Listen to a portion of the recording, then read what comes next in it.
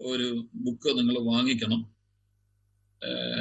ഒരു പഴയ ഡയറിയോ ഇല്ലെങ്കിൽ ഒരു 200 പേജിന്റെ ബുക്കോ നിങ്ങൾ വാങ്ങിക്കണം. വാങ്ങിക്കാൻ ബുദ്ധിമുട്ടുള്ളവർ സാറിനോട് പറഞ്ഞാൽ മതി, അത് എന്നെ അറിയിക്കും. ഞാൻ ബുക്ക് വാങ്ങിച്ചയച്ചു തരാം. എനിക്ക് ബുദ്ധിമുട്ടൊന്നുമില്ല. ഞാൻ 2 വർഷമായിട്ട് ഇങ്ങനെ ഇരിപ്പാന്നേ ഉള്ളൂ. എന്നാലും 2 ബുക്ക് മേടിച്ചു തരുന്നതിന് എനിക്ക് ബുദ്ധിമുട്ടൊന്നുമില്ല. ദൈവം സഹായിക്കുന്നുണ്ട്. ഉണ്ടല്ലേ? Okay, thank you. അല്ല, പലരും ഇതൊന്നും ഇങ്ങനെ അവഗണിച്ചു വിടുകയാണ്. ക്ലാസ്സിന് വന്നാലും അത് പ്രയോജനപ്പെടുത്തുകയില്ല. അതുകൊണ്ട് ഞാൻ പറഞ്ഞെന്നുള്ളതേ ഉള്ളൂ. നമ്മൾ കഴിഞ്ഞ ആഴ്ചയിൽ പറഞ്ഞു വന്നത് ആത്മനിറവിൻ ജീവിതമാണ് നമ്മൾ ചൊവ്വാഴ്ചകളിൽ ചിന്തിക്കാൻ ആഗ്രഹിക്കുന്നത്. ഇത് നിങ്ങളുടെ ശുശ്രൂഷകളിൽ നിങ്ങൾക്ക് ശക്തമായിട്ട് നിങ്ങൾ ഉപയോഗപ്പെടുത്തണം. കാരണം ഈ കാലഘട്ടത്തിൽ വളരെയധികം തെറ്റിദ്ധരിക്കപ്പെട്ടിട്ടുള്ള ഒരു വിഷയമാണ് ഈ ആത്മനിറവെന്നൊക്കെ പറയുന്നത്. എന്താണ് ആത്മനിറവെന്ന് ഇപ്പോഴും നമുക്ക് അറിഞ്ഞുകൂടാ. നമ്മൾ ഓർക്കുന്നത് വാദവരാതെ അന്യഭാഷ പറയുന്നതാണ് ഈ ആത്മനിറവ് എന്നൊരു മിഥ്യാധാരണ ഇങ്ങനെയൊക്കെയോ നമ്മുടെ മനസ്സിലുണ്ട്. നിങ്ങൾ അന്യഭാഷ പറയാതിരിക്കരുത്. പൗലോസ് പറയുന്ന പോലെ നിങ്ങളെക്കാൾ അധികം അന്യഭാഷകൾ സംസാരിക്കാൻ ആഗ്രഹിക്കുന്ന ഒരാളാണ് ഞാനും. എന്നാൽ അത് എന്താണെന്നൊന്ന് തിരിച്ചറിഞ്ഞിട്ട് സംസാരിക്കുന്നതല്ലേ നല്ലത്. എന്തൊക്കെയോ കാട്ടിക്കൂട്ടിയാ പോരാ. ഞാൻ എല്ലാ ക്ലാസ്സുകളിലും എല്ലാ ശുശ്രൂഷകളിലും പറയാറുള്ള ഒരു പ്രത്യേക കാര്യമുണ്ട്. നമ്മൾ ഈ ചെയ്യുന്നതൊക്കെ തന്നെയാണോ വചനം ഉദ്ദേശിക്കുന്നത്? ഇത് തന്നെയായിരുന്നോ 1-ാം നൂറ്റാണ്ടിലെ സഭ ചെയ്തത്? ഇല്ലെങ്കിൽ ഞാൻ പറയാം, നമ്മൾ ഈ ചെയ്തു കൂട്ടുന്നത് കൊണ്ട് ഒരു പ്രയോജനവുമില്ല.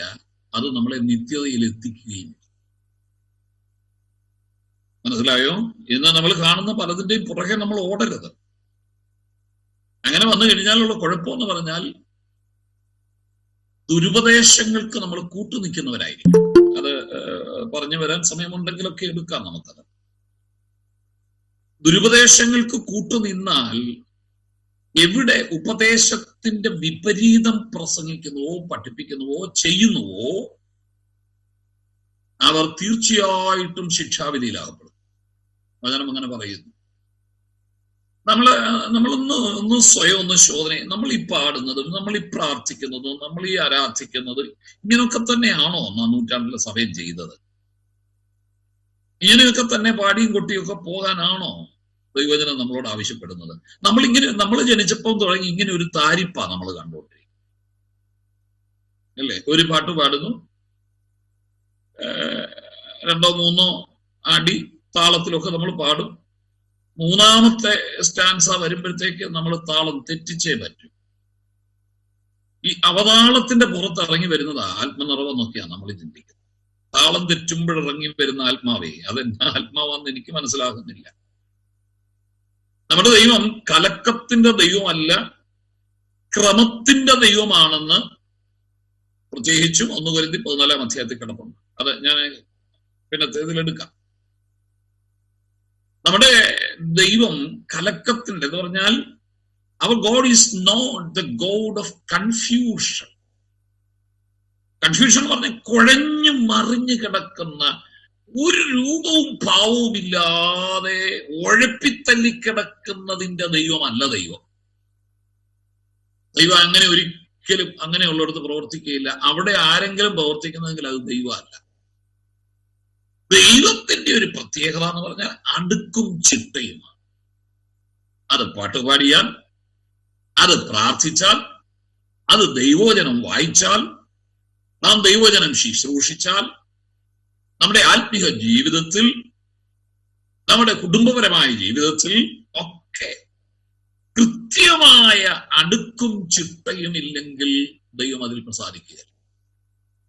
ഞാൻ അതിലേക്കൊക്കെ വരുന്നുള്ളത് കൊണ്ട് ഇപ്പം ഞാനത് മുമ്പിൽ കയറി പറയുന്നില്ല. അതുകൊണ്ട് നമ്മൾ ഈ പ്രാപിക്കുന്ന ആത്മാവേതാണെന്ന് നമ്മളൊന്ന് ശോധന ചെയ്യാം. ദൈവത്തിന്റെ ആത്മാവ് ദുരുപദേശത്തിലൂടെ പോകുന്ന ഇടത്ത് പ്രവർത്തിക്കുന്നില്ല. അപ്പൊ നിങ്ങൾ ചോദിക്കും, അപ്പൊ പിന്നെ അവിടെ അത്ഭുതങ്ങൾ നടക്കുന്നുണ്ടല്ലോ, അതിലേക്ക് കഴിവുണ്ട്. ഞാൻ വരാം. ഉപദേശം തെറ്റിയിടത്തും ദൈവവചനത്തിൽ നിന്നും വ്യത്യസ്തമായി പോകുന്നിടത്തും പ്രവർത്തിക്കുന്ന ആത്മാവ് പരിശുദ്ധാത്മാവല്ല, അത് ദുരാത്മാവാണ്. നിങ്ങൾ ക്ഷമിക്കണം. ഇന്ന് പലയിടത്തും കാണുന്ന ഈ ഒച്ചപ്പാടുകളും ബഹളങ്ങളും ഇളക്കങ്ങളും ഇതിന്റെ ഒന്നും പിന്നിൽ വ്യാപരിക്കുന്നത് ദൈവാത്മാവല്ല കേട്ടോ. ദൈവാത്മാവായിരുന്നെങ്കിൽ അവർ ഉപദേശത്തിൽ നിഷ്ഠ പുലർത്തിയിരുന്നേനെ. നമ്മളെ സഭയും സഭയുടെ അടിസ്ഥാന ഉപദേശവുമാണ് വ്യാഴാഴ്ച ദിവസം എടുക്കുന്ന ക്ലാസ്. ബൈബിൾ ക്ലാസ്സിൽ പഠിക്കുന്നുണ്ടെങ്കിൽ നിങ്ങൾക്കത് കുറെ കൂടെ ബോധ്യമാകും. ഇനി അത് പഠിക്കുന്നില്ലെങ്കിലും വ്യാഴാഴ്ച കൂടെ ഒന്ന് കയറിയാൽ നല്ലതായിരുന്നു. നമുക്കത് കുറെ ചിന്തിക്കാം. എന്താണ് സഭ, എന്താണ് സഭയുടെ ഉപദേശം, ഇതൊക്കെ നമ്മളൊന്ന് മനസ്സിലാക്കി പോകണം. അപ്പൊ ദൈവസഭയുടെ ഉപദേശത്തിലല്ല സഭ പോകുന്നതെങ്കിൽ അവിടെ വ്യാപരിക്കുന്ന ആത്മാവ് പരിശുദ്ധാത്മാവല്ല. ഈ പരിശുദ്ധാത്മാവ് എന്നുള്ള പേര് തന്നെ ഒന്ന് ശ്രദ്ധിച്ചേ. The holy spirit. പരിശുദ്ധാത്മാവ് എന്ന് പറഞ്ഞ അർത്ഥം എന്നതാ ഒന്ന് പറയാമോ? പരിശുദ്ധാത്മാവ് എന്നുള്ളതിന്റെ അർത്ഥം ഒന്ന് പറയാമോ?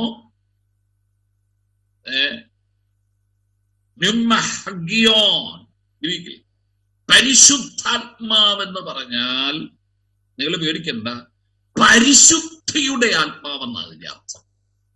Holy spirit, that means the spirit of holiness. പരിശുദ്ധി ഉള്ളിടത്ത് മാത്രം ഇറങ്ങുന്നതാണ് പരിശുദ്ധാത്മാവ്. എല്ലാം കൂടെ വാരിക്കോരിയിട്ട് തുള്ളുന്നിടത്ത് ഇറങ്ങുന്നത് പരിശുദ്ധാത്മാവല്ല.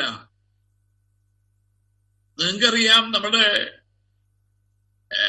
പറമ്പിലേക്ക് നമ്മൾ അടുക്കളയുടെ മാലിന്യം വലിച്ചെറിയുക എന്ന് വെച്ചു.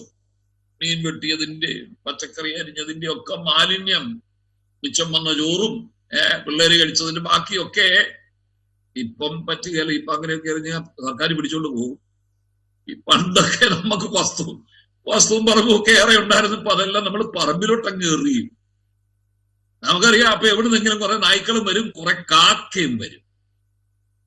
ഈ മാലിന്യം ഭക്ഷിക്കാൻ പറന്നിറങ്ങുന്നത് ഈ കാക്ക. ഏത് മാലിന്യത്തിനകത്ത് വന്നു അത് മാന്തി കീറി അതെല്ലാം വലിച്ചു വാരി തിന്നേച്ച് പൊക്കോളും. പക്ഷെ പ്രാവ് അവിടെ ഇറങ്ങുകയില്ല. ശ്രദ്ധിച്ചോ? പ്രാവ് എവിടെ ഇറങ്ങുമെന്നറിയാമോ?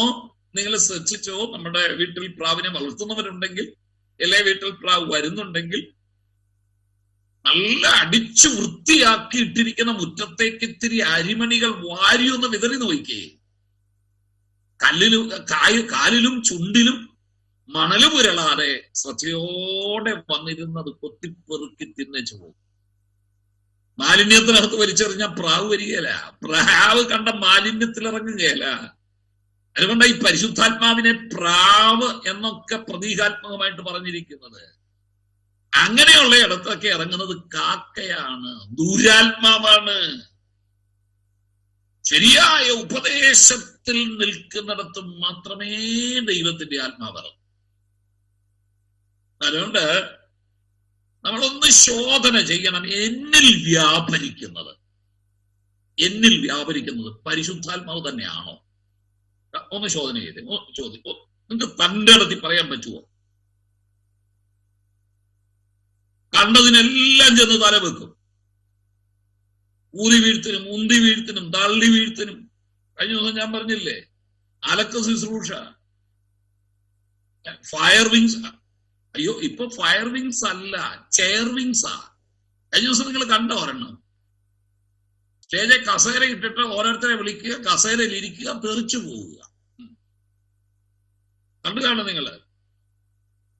ഇതിന്റെ എല്ലാം കീഴെ കൊണ്ട് തല വെച്ച് കൊടുക്കുകയും ചെയ്യും. എന്നുവെച്ചാൽ ചർച്ചിലോട്ട് ഇനി വന്നു കഴിഞ്ഞാൽ നിന്നെയും കൊല്ലും, ഞാനും ചാവും. അങ്ങ് തുടങ്ങും. പാട്ട് പാടിക്കൊടുത്താൽ മതി. എന്റെ പൊന്നു കുഞ്ഞെ, നിന്നിൽ വ്യാപരിക്കുന്നത് ദുരാത്മാവാ. നീ പരിശുദ്ധാത്മാവിലാണ് നിറയപ്പെട്ടിരിക്കുന്നതെങ്കിൽ ശക്തമായി ദുരുപദേശങ്ങൾക്കെതിരെ നിൽക്കാൻ നീ തയ്യാറാകും. എനിക്ക് ഉറപ്പുണ്ട്, ഞാൻ പ്രാപിച്ചത് പരിശുദ്ധാത്മാവിനെ തന്നെയാണെന്ന് 100% എനിക്ക് ഉറപ്പുണ്ട്. അതുകൊണ്ട് ഉപദേശ വൈരുദ്ധ്യം എവിടെ കണ്ടാലും അതിനെതിരെ ഞാൻ ശബ്ദം ഉയർത്തും. അതും നടക്കട്ടെ ഇതും നടക്കട്ടെ എന്ന് പറഞ്ഞു പോവുകയല്ല. ഞാനത് പ്രസംഗിക്കുക മാത്രമല്ല, അതിനെതിരെ എഴുതിയ പല ഗ്രന്ഥങ്ങൾ എൻ്റെ കയ്യിലുണ്ട്. ഞാൻ തന്നെ എഴുതിയ ചില പുസ്തകങ്ങൾ, ഒത്തിരി എതിർപ്പുകൾ വാരിക്കൂട്ടിയ പുസ്തകങ്ങളാണ്. അതൊക്കെ പ്രസംഗിക്കുകയും പഠിപ്പിക്കുകയും എഴുതുകയും ചെയ്യുന്നത് കാരണം എത്ര എതിർപ്പുകൾ, എവിടുന്നെല്ലാം ഭീഷണികൾ ഒക്കെ എനിക്കുണ്ടായിട്ടുണ്ട്. പക്ഷെ ഞാൻ അടങ്ങുകയില്ല. അതുകൊണ്ടൊന്നും തീരുന്നതല്ല. ഉപദേശത്തിന്റെ നിർമ്മലതയ്ക്ക് വേണ്ടി നിലനിന്നിട്ട് നിത്യതയിലെത്തണമെന്നാണ് എന്റെ ഉദ്ദേശം, ഇവിടുത്തെ നേട്ടങ്ങളല്ല. അതുകൊണ്ട് കുഞ്ഞെ, ഒരു കാര്യം നീ ഉറപ്പ് പ്രാപിക്കണം. നീ പ്രാപിച്ചത് പരിശുദ്ധാത്മാവിനെ തന്നെയോ എന്നൊന്ന് ശോധന ചെയ്യണം. പരിശുദ്ധാത്മാവിന്റെ ഒരു പ്രത്യേകത എന്നാണ് അറിയാമോ? പരിശുദ്ധാത്മാവ് നിങ്ങളെ സകല സത്യത്തിലും വഴി നടത്തും. അതാ പരിശുദ്ധാത്മാവിന്റെ പ്രത്യേകത. അതുകൊണ്ടാണ് ഞാൻ പറഞ്ഞത്, നീ പ്രാപിച്ചത് ദൈവാത്മാവാണെങ്കിൽ സത്യമല്ലാത്തത് കാണുമ്പോൾ നിനക്ക് തിരിച്ചറിയാൻ കഴിയും. അതും ആത്മാവാണോ ഇതും ആത്മാവാണോ എന്നൊന്നും നീ ചോദിച്ച് നടക്കുകയില്ല. അവിടെ അത്ഭുതം ഉണ്ടല്ലോ, ഇവിടെ അത്ഭുതം ഉണ്ടല്ലോ, അവിടെ പിന്നെ അവിടെ എന്നാ കുഴപ്പം എന്നാ? ഇതെല്ലാം പുറകെ നീ ഓടുക. കാരണം എന്നാ അറിയാവോ? നീ പ്രാപിച്ച പരിശുദ്ധാത്മാവല്ല. പരിശുദ്ധാത്മാവായിരുന്നെങ്കിൽ സത്യത്തിന്റെ ആത്മാവ് വരുമ്പോഴോ അവൻ നിങ്ങളെ സകല സത്യത്തിലും വഴി നടത്തും. അല്ലാതെ സകല തെറ്റിലും കൂടെ വഴി നടത്തുന്നവനല്ല പരിശുദ്ധാത്മാവ്. പരിശുദ്ധാത്മാവ് എന്ന് പറഞ്ഞാൽ that is the spirit of truth. സത്യത്തിന്റെ ആത്മാവാണ്. കർത്താവ് തന്നെ പറഞ്ഞില്ലേ, ഞാൻ പോകുന്നത് നിങ്ങൾക്ക് പ്രയോജനം, ഞാൻ പോകാഞ്ഞാൽ കാര്യസ്ഥൻ നിങ്ങളുടെ അടുക്കൽ വരികയില്ല. അവൻ വന്നാലോ പാപത്തെക്കുറിച്ചും നീതിയെക്കുറിച്ചും വരുവാനിരിക്കുന്ന ന്യായവിധിയെക്കുറിച്ചും നിനക്ക് ബോധ്യം വരുത്തും. പാപം എന്താണെന്ന് നിനക്ക് വ്യക്തമായ ബോധ്യം നിന്റെ അകത്താത്മാവ് ഉണ്ടോ? പരിശുദ്ധാത്മാവ് ഉണ്ടെങ്കിൽ അത് തെറ്റാണോ, അത് പാപമാണോ എന്നിട്ട് ചോദിച്ചു നടക്കുക. ആഭരണം ഇടുന്ന പാപമാണോ, സിനിമ കാണുന്ന പാപം? എന്റെ പൊന്നു കുഞ്ഞൻ, നീ പ്രാപിച്ചത് പരിശുദ്ധാത്മാവാണെങ്കിൽ ഈ മണ്ടൻ ചോദ്യങ്ങളുമായിട്ട് ഉപദേശിമാരുടെ പുറകെ നീ നടക്കേണ്ടി വരിക. നീ പ്രാപിച്ചത് ആത്മാവാണെങ്കിൽ ആത്മാവ് നിന്നെ സത്യത്തിൽ വഴി നടത്തും. പാപത്തെക്കുറിച്ച് ബോധ്യം വരുത്തും, നീതിയെക്കുറിച്ച് ബോധ്യം വരുത്തും, വരാനിരിക്കുന്ന ന്യായവിധിയെക്കുറിച്ച് നമുക്ക് ബോധ്യം വരും. ക്ഷമിക്കണേ, ഇങ്ങനെയൊക്കെ പറയാനേ എനിക്കറിയാവൂ. ഇതിനകത്ത് വെള്ളം ചേർക്കുകയല്ല. അതുകൊണ്ട് ഓരോ ദൈവമക്കളും ആത്മനിറവ് പ്രാപിക്കണമെന്നാണ് കഴിഞ്ഞ ആഴ്ചയിൽ നമ്മൾ പഠിച്ചത്. ഞാൻ പറഞ്ഞു, ആത്മാവ് നിറഞ്ഞവരായി പൗലോസ് പറയുക. ഞാൻ പറഞ്ഞു, മലയാളത്തിൽ അതിന്റെ തർജ്ജമയിൽ ശക്തി നഷ്ടപ്പെട്ടു പോയൊരു സെന്റൻസാ അത്. ആത്മാവ് നിറഞ്ഞവരായി സങ്കീർത്തനങ്ങളാലും സ്തുതികളാലും ആത്മീയഗീതങ്ങളാലും തമ്മിൽ പ്രബോധിപ്പിച്ച ദൈവത്തിന് പാടിയും കീർത്തനം ചെയ്തും അങ്ങനെ നമ്മുടെ കർത്താവായ യേശുക്രിസ്തുവിന്റെ പിതാവായ ദൈവത്തിന് സ്തോത്രം ചെയ്യുന്നതാണ് നമ്മുടെ മലയാളത്തിൽ കിടക്കുന്നത്. പക്ഷെ അങ്ങനല്ല മൂലകൃതിയിൽ കിടക്കുന്നത്. ഇംഗ്ലീഷ് വായിച്ചാൽ ആ സെന്റൻസ് ഒരു ആജ്ഞാവാചകത്തിലാണ് തുടങ്ങുന്നത്. It's A command. അതൊരു ആജ്ഞയാണ്. ഞാൻ കഴിഞ്ഞ ആഴ്ച പറഞ്ഞു, ആരാ ആജ്ഞ കൊടുക്കുന്നേ? അധികാരമുള്ളവനാണ് ആജ്ഞ കൊടുക്കുന്നത്. അപ്പോസ്തലനായ പൗലോസിന് ദൈവസഭയുടെ മേൽ അധികാരമുണ്ട്. അതുകൊണ്ടാണ് പൗലോസ് പറഞ്ഞത്, ആത്മാവിൽ നിറയപ്പെടൂ. ഞാൻ പറഞ്ഞ ഒരു കാര്യം ഓർത്തോണേ, ദൈവസഭയിൽ എല്ലാവരും ആത്മാവ് നിറയപ്പെട്ടവരായിരിക്കും. അല്ലാത്തവര് ദൈവസഭയിലല്ല. നിങ്ങൾ അടുത്ത ലോക്കൽ സഭയിൽ പോകുന്നുണ്ടായിരിക്കും. നീ ഇതുവരെ ആത്മനിറവ് പ്രാപിച്ചിട്ടില്ലെങ്കിൽ എന്റെ പൊന്നു കുഞ്ഞാൻ ഞാൻ പറയട്ടെ, അദൃശ്യ സഭയുണ്ടല്ലോ, നമ്മൾ ഈ കാണുന്നതെല്ലാം അല്ല സഭ. കർത്താവ് വരുമ്പോ ഇവരെല്ലാം അങ്ങ് എടുത്തുകൊണ്ട് പോകുകയല്ല. നമ്മുടെ സഭയിൽ മെമ്പർഷിപ്പ് ഉള്ളവരെ എല്ലാം എടുത്തുകൊണ്ടൊന്നും പോകുകയല്ല. ഇത് കാണുന്നത്, നമ്മൾ ഈ കാണുന്ന ദൃശ്യസഭ, വിസിബിൾ ചേർച്ച് എന്ന് പറയും. വിസിബിൾ ചേർച്ച്, ദൃശ്യസഭ. നമ്മൾ നോക്കുമ്പോൾ ഞായറാഴ്ച വെള്ള വിളിച്ചൊരുങ്ങി നമ്മളെല്ലാം ആരാധനയ്ക്ക് പോകുന്നുണ്ട്. ഒരു കാര്യം പറയാം, ഇവരൊന്നും എല്ലാരും കർത്താവ് വരുമ്പോ പോവുകയല്ല. കർത്താവിനറിയാം ഇതിനകത്ത് ആരൊക്കെ ഉണ്ടെന്ന്. അതിനെയാണ് അദൃശ്യ സഭ എന്ന് വിളിക്കുന്നത്. അദൃശ്യ സഭ, ഇൻവിസിബിൾ ചർച്ച്, അദൃശ്യ സഭ. നീ ആ അദൃശ്യ സഭയിലെ അംഗമാണോ? ആണോ? പറഞ്ഞേച്ചു പോ.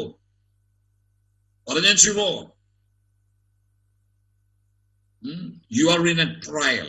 ഇന്ന് രാത്രി നിന്നെ ഞാൻ പ്രതിക്കൂട്ടിൽ നിർത്തിയിട്ട് ചോദിക്കുക, വചനത്തിന്റെ ശുശ്രൂഷകൻ എന്നുള്ള അധികാരത്തോടെ ഞാൻ ചോദിക്കുക, are you a member in the invisible church? അദൃശ്യ സഭയിലെ അംഗമാണോ നീ? ഷാരോനിൽ അംഗത്വം ഉണ്ടോ എന്നല്ല ചോദിച്ചത്, IPCയിൽ അംഗത്വം ഉണ്ടോ എന്നല്ല ചോദിച്ചത്, ചർച്ച് ഓഫ് ഗോഡിലോ അസംബ്ലീസ് ഓഫ് ഗോഡിലോ അംഗത്വം ഉണ്ടോ എന്നല്ല ഞാൻ ചോദിച്ചത്. Are you a member in the invisible church?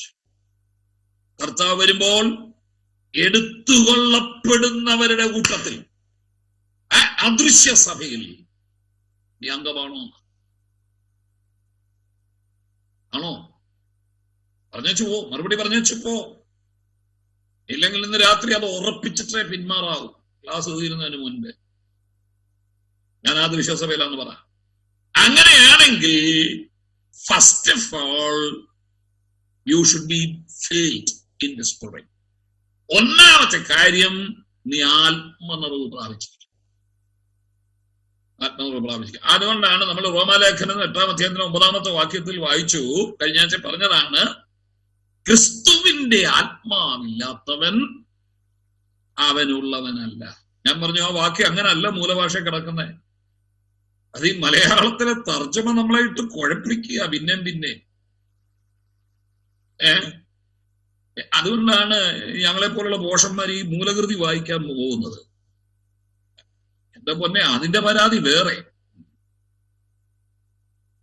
Malayalam പോലും ചൊവ്വേനെ അറിയാൻ മേലാത്ത 2 അമ്മച്ചിമാരുടെ മുമ്പിൽ ചെന്ന് ഈക്ക് ഹീബ്രുവും പറയുന്നത്, അയ്യോ ഇവനങ്ങ് ഗ്രീക്ക് അല്ലേ, ഇവൻ ഹീബ്രു അല്ലേ.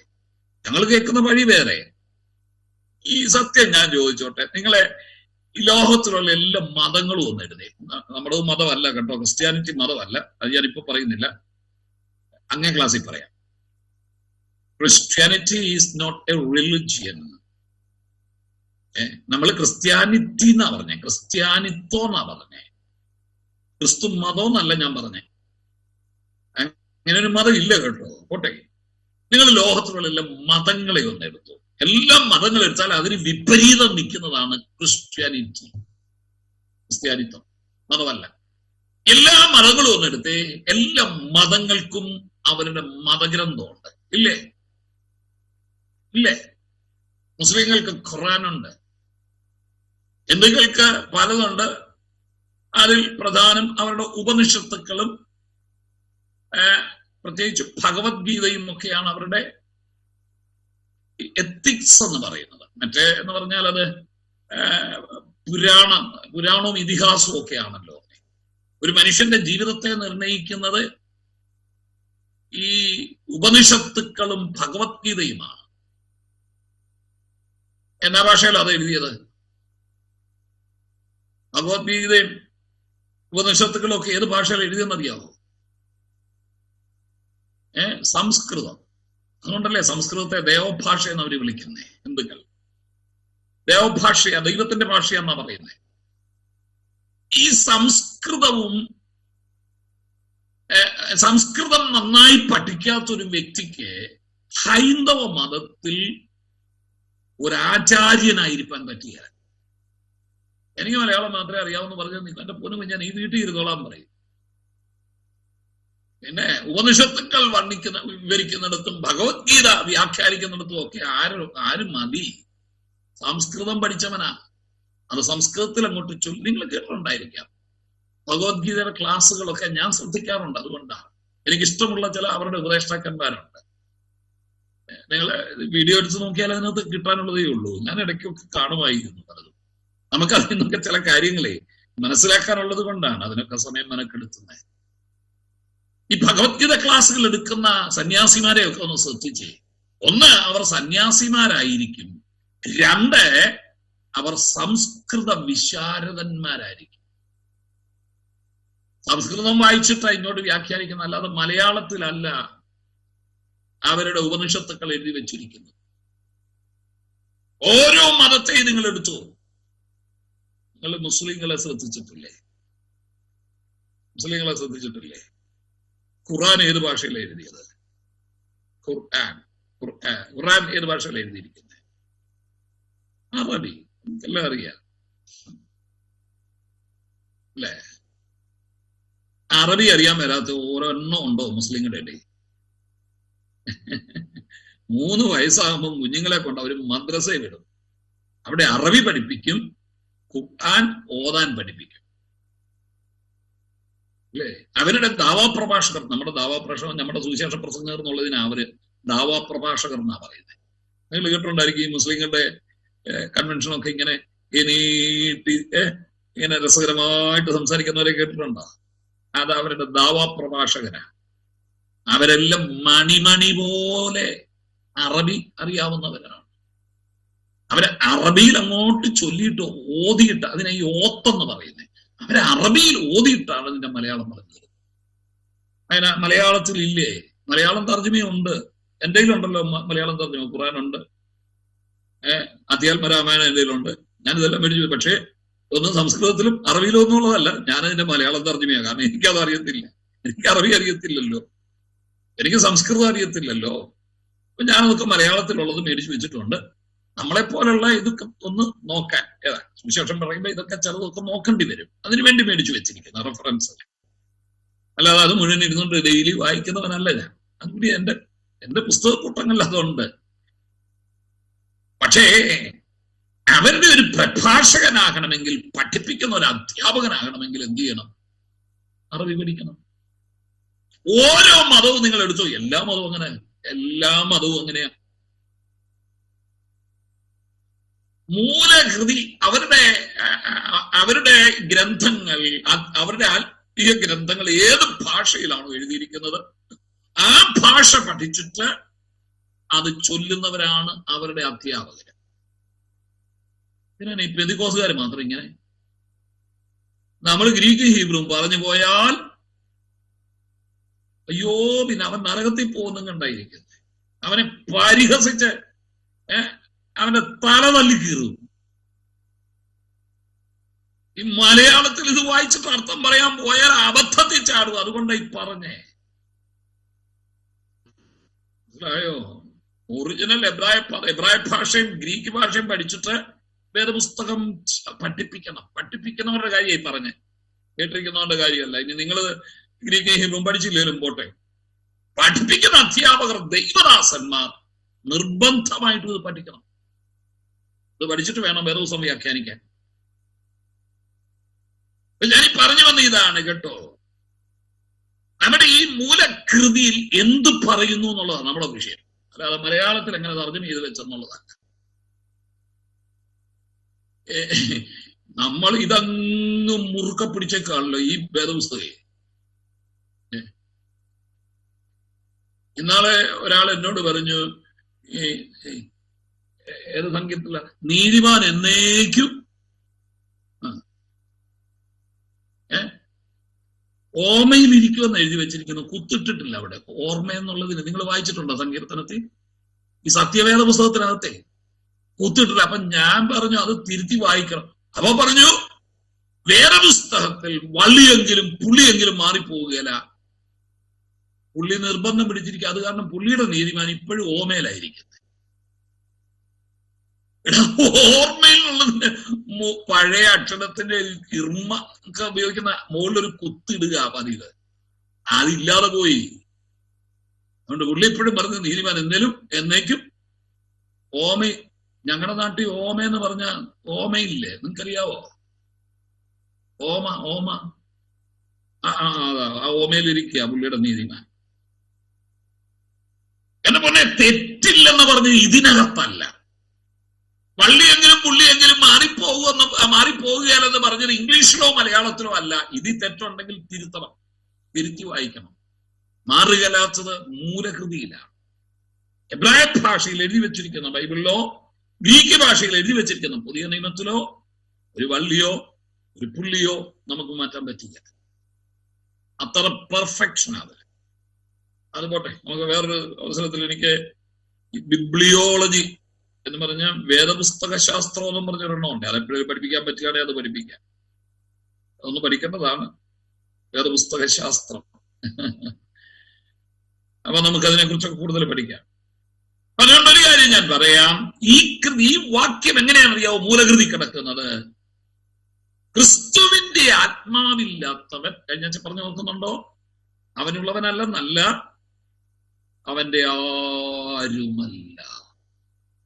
ക്രിസ്തുവിന്റെ ആത്മാവില്ലാത്തവൻ അവന്റെ ആരുമല്ല.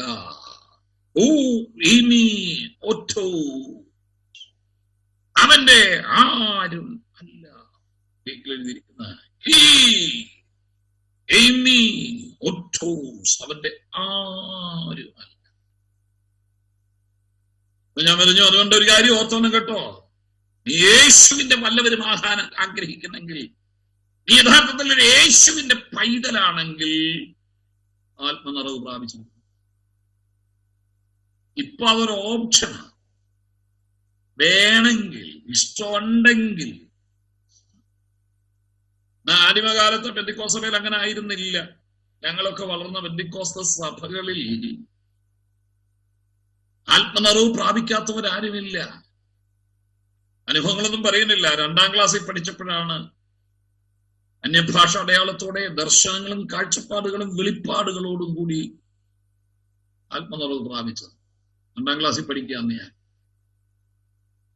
ആത്മനിറവ് പ്രാപിച്ചിട്ട് ഞാൻ പലരോടും പ്രവചിച്ചു. ദർശനങ്ങൾ കണ്ടു. ഓർക്കുന്നുണ്ട്, അന്ന് 6 വയസ്സാണ്. ഞാൻ 5ാം ക്ലാസ്സിൽ 5ാമത്തെ വയസ്സിൽ 1ാം ക്ലാസ്സിൽ കയറി. 6ാം ക്ലാസ്സിൽ എത്തിയപ്പം 2ാം ക്ലാസ്സിൽ എത്തിയപ്പോ 6 വയസ്സേ ഉള്ളൂ. 2ാം ക്ലാസ്സിൽ പഠിക്കുമ്പോ 6 വയസ്സുള്ള ബാലനായിരിക്കുമ്പോ, കാരണം ആത്മനിറവ് പ്രാപിക്കാതെ ഇരിക്കുകയല്ല. സഭയിലെ ഉപവാസ, അന്ന് കാത്തിരിപ്പ് യോഗം എന്നാ പറയുന്നത്, ഉപവാസ പ്രാർത്ഥനയല്ല. അത് പോട്ടെ, ഇതിന്റെ ടേം എന്തേലും ആയിക്കോട്ടെ, ടെക്നിക്കൽ ടേമാണ്. അന്ന് കാത്തിരിപ്പ് യോഗങ്ങളുണ്ട്. ആ കാത്തിരിപ്പ് യോഗങ്ങളിൽ ചെന്നാൽ ആത്മനിറവ് പ്രാപിക്കാത്ത ഒരു കൊച്ചു കുട്ടി പോലും കാണുകയല്ല. അങ്ങനെ ഒരു സഭയെ പിച്ച വെച്ച എന്റെ അപ്പൻ നടത്തിയ സഭ, എന്റെ അപ്പനായിരുന്നു അവിടുത്തെ പാസ്റ്റർ.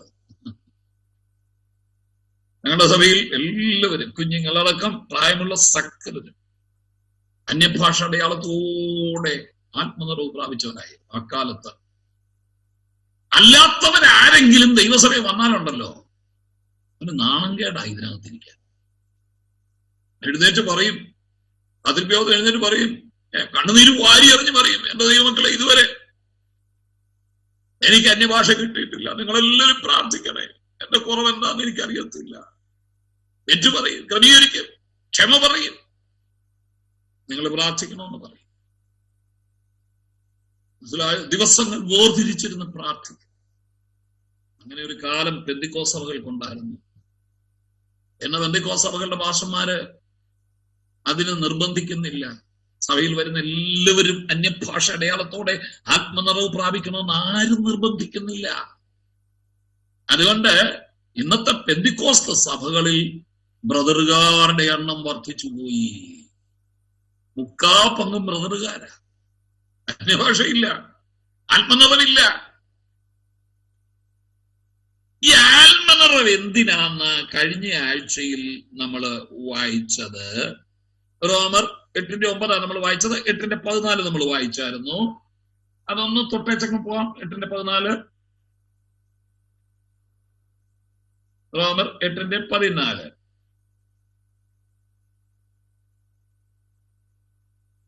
ഒരാൾ അൺമ്യൂട്ട് ചെയ്തിട്ട് വായിച്ചാട്ടെ, ക്ലാസ്സും കൂടെ അല്ലേ.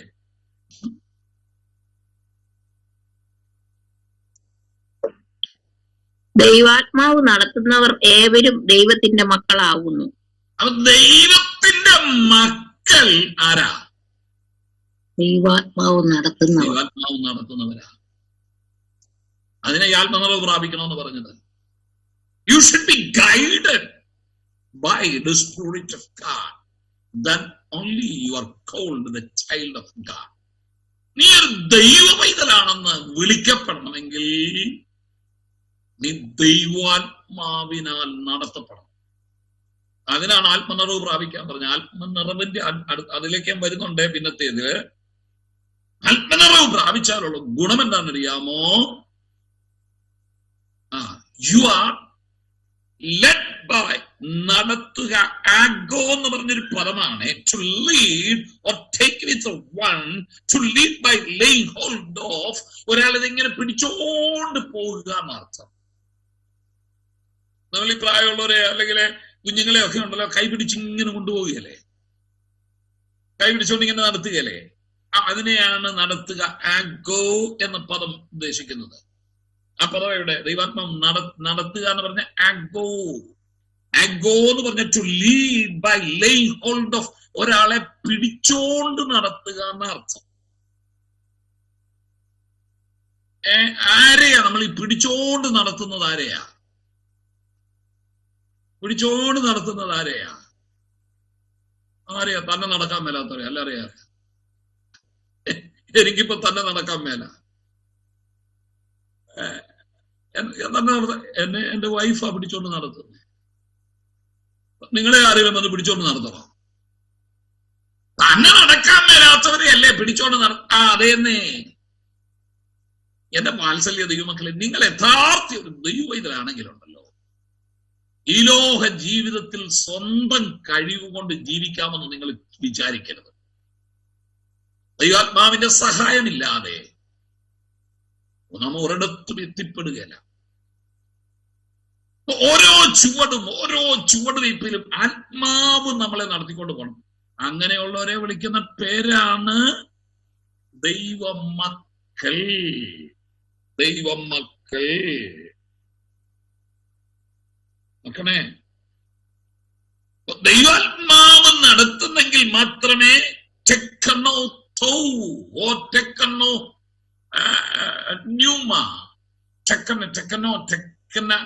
ടെക്നോസ് എന്ന് പറഞ്ഞ അതിന്റെ അർത്ഥം എന്താണെന്നറിയാമോ? മകൻ, മക്കൾ, അനന്തരാവകാശികൾ എന്നൊക്കെ അർത്ഥം. അപ്പൊ ദൈവാത്മാവ് ഒരു വ്യക്തിയെ നടത്തുമ്പോൾ മാത്രമേ ദൈവമക്കൾ എന്ന് പറയൂ. അല്ലാത്തവരും ദൈവമക്കളല്ല കേട്ടോ. വോട്ട് പിടിക്കാൻ പോകുന്നവനും വഴക്കുണ്ടാക്കുന്നവനും ആരെ കണ്ടാലും കൂട്ടുകൂടുന്നവനും ഒളിച്ച് സിനിമയ്ക്ക് പോകുന്നവനും,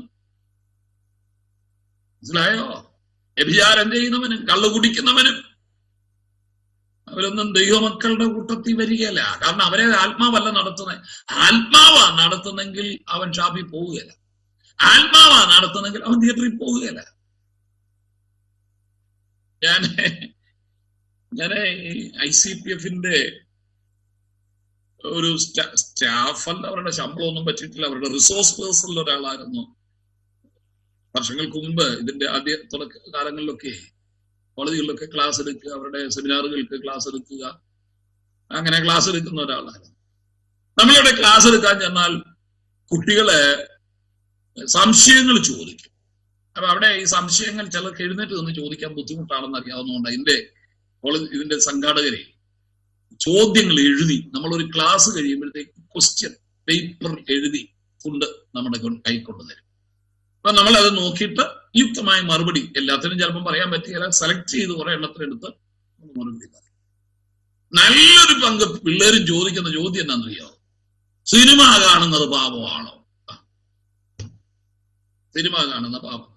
ഇത് വായിക്കുമ്പോഴേ നമുക്കറിയാം ഇവന്റെ അകത്ത് കിടക്കുന്നത് എന്നതാ. സിനിമ കാണണം, ഈ സാറും കൂടെ ഒന്ന് പറഞ്ഞിട്ട് വേണം ഞങ്ങൾക്ക് അതിനൊന്ന് പോകാൻ. അതിനായി ചോദ്യം ചോദിക്കുന്നേ. അപ്പൊ ഞാൻ പറയണം അതിൽ വലിയ പാപമൊന്നും ഇല്ലെന്ന് പറഞ്ഞിട്ട് വേണം ഇവർക്ക് പോകാൻ. അങ്ങനെയാണെങ്കിൽ ചർച്ചിൽ പാസ്റ്റർ ചോദിച്ചാലും പറയും ഞങ്ങളെ പഠിപ്പിച്ച സാറ് പറഞ്ഞു സിനിമയ്ക്ക് പോക്കോളാം, കുഴപ്പമില്ലെന്ന്. ഇത് പറയാനായിട്ടാ, നമ്മളെ കൊണ്ട് പറയിപ്പിക്കാനാ. ഞാൻ അവരോട് ചോദിക്കുന്ന ഒരു ചോദ്യം എന്നറിയാവും. നിങ്ങൾ തിയേറ്ററിൽ ഇരുന്ന് ഒരു സിനിമ കാണുക, അതിനകത്ത് വൃത്തികളൊന്നും ഇല്ല കേട്ടോ, നല്ല വിദ്യാഭ്യാസം, പഠിക്കാൻ കൊള്ളാവുന്ന ഒരു നല്ല സിനിമയാ, കുഴപ്പമൊന്നുമില്ല. ക്യാൻസറിനെ കുറിച്ചൊരു സിനിമയാ, പണ്ടങ്ങനെ വന്നായിരുന്നു. ക്യാൻസറിനെ കുറിച്ചുള്ളൊരു സിനിമ കുറെ പേര് അന്ന് പോയി തിയേറ്ററിൽ പോയി കണ്ടു. അപ്പൊ ഞാൻ അവരോട് ചോദിക്കുന്ന, നിങ്ങൾ തിയേറ്ററിൽ ഇരുന്ന് ഇങ്ങനെ സിനിമ കണ്ടുകൊണ്ടിരിക്കുകയാണേ, പഠിക്കാനുള്ളതാകട്ടെ, ചിരിക്കാനുള്ളതാകട്ടെ, സന്തോഷിക്കാനുള്ളതാകട്ടെ, അങ്ങനെ പടമൊക്കെ വരുമ്പോഴത്തേക്ക് കയ്യുമൊക്കെ അടിച്ചിരുന്ന് രസിച്ച് സിനിമ കണ്ടുകൊണ്ടിരുന്നപ്പം മധ്യാകാശത്തിൽ കർത്താവ് വന്ന് ചൊറൊറ്റ വിളിയ, ഇവിടെ കയറി വരിക. തിയേറ്ററിൽ നിന്ന് നീ പറക്കുവോ? പിള്ളേരോട് ചോദിക്കും, തിയേറ്ററിൽ നിന്ന് എത്ര പേര് കർത്താവിനെ എതിരേൽക്കാൻ പറഞ്ഞു ചെല്ലും? അപ്പൊ പിള്ളേര് പറയും, അയ്യോ തിയേറ്ററിൽ നിന്ന് ആരും. ഞാൻ പറഞ്ഞു, എന്നാ പോകണ്ട. കർത്താവ് എപ്പോഴാ വരുതെന്ന് ആർക്കറിയാം? പാപമാണോ ഇല്ലെന്ന് എനിക്കറിഞ്ഞുകൂടാ. പക്ഷേ ഒരു കാര്യം ഞാൻ പറയാം, കർത്താവ് വന്ന് വിളിക്കുമ്പം ഷാപ്പിൽ നിന്നും തിയേറ്ററിൽ നിന്നും നുണ പറഞ്ഞിരിക്കുന്ന കൂട്ടത്തിൽ നിന്നൊന്നും ആരും, കുറ്റം പറഞ്ഞിരിക്കുന്ന കൂട്ടത്തിൽ നിന്നൊന്നും ആരും പറഞ്ഞില്ല. ചെല്ലുവോ പറഞ്ഞു, നിങ്ങൾ പറഞ്ഞേ, ചെല്ലുവോ? തിയേറ്ററിൽ നിന്ന് ഒരു കൂട്ടം ആളുകൾ വാനവിരവിൽ പറന്നുയരി കർത്താവിനെ എതിരേൽക്കാൻ പോകുവോ? പറ. അങ്ങനെ പോലും ഇതങ്ങ് ചിന്തിച്ചാ പോരെ. ഞാൻ ഇതൊക്കെ പറഞ്ഞുകൊണ്ട് ഇങ്ങനെ ഇരിക്കുമ്പോഴാണ് കർത്താവ് വന്ന് വിളിച്ചാൽ ഞാൻ പോവുമോ? പറ. നമ്മൾ വേണ്ടാത്ത വർത്താനമൊക്കെ പറഞ്ഞ് വല്ലവരുടെയും കുറ്റമൊക്കെ പറഞ്ഞ് വിമർശിച്ച് നാശമാക്കിക്കൊണ്ടിരിക്കുന്ന സമയത്താണ് കർത്താവ് ഒരൊറ്റ വിളി, ഇവിടെ കയറി വരും. പോവുമോ? ഉറപ്പില്ലേ? അത്ര ഒന്നും ഒരു കാര്യത്തിൽ ഇടപെടരുത്. മാറി മാറി നിന്നോണം, അവിടെ നിന്നൊക്കെ മാറി നിന്നോണം. എനിക്ക് അറിഞ്ഞൂടെ കർത്താവ് ഏത് നിമിഷമാണ് വരുന്നത്. എന്റെ വരവിന് തടസ്സമായി, എന്റെ കർത്താവിനെ എതിരേൽക്കാൻ പറന്നുയരുന്നതിന് തടസ്സമായി എന്റെ ജീവിതത്തിൽ വരുന്നതൊന്നും എനിക്ക് വേണ്ടെന്നങ്ങ് തീരുമാനിക്കണം ആദ്യം. അത് പാപമാണോ, ഇത് പാപം, അങ്ങനെ ഒരു കയറങ്ങോട്ട് വലിച്ചു കെട്ടിട്ട് ഇതെല്ലാം പാപം ഇതെല്ലാം പുണ്യം എന്ന് വേർതിരിച്ചു തരാൻ എനിക്ക് അറിഞ്ഞുകൂടാ.